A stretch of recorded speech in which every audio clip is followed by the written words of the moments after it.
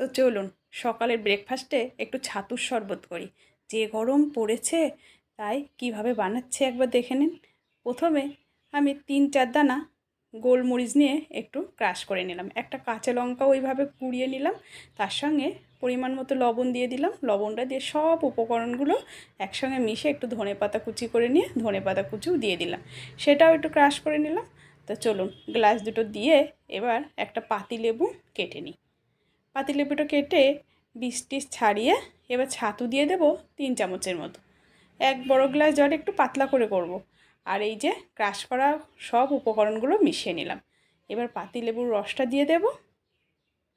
দিয়ে এবার পরিমাণ মতো জল দিয়ে দেব। এবার মিক্সড করব। তো কেমন হয়েছে ছাতুর শরবতটি? অবশ্যই জানাবেন। ভালো লাগলে লাইক, শেয়ার, কমেন্টস করবেন। বাই।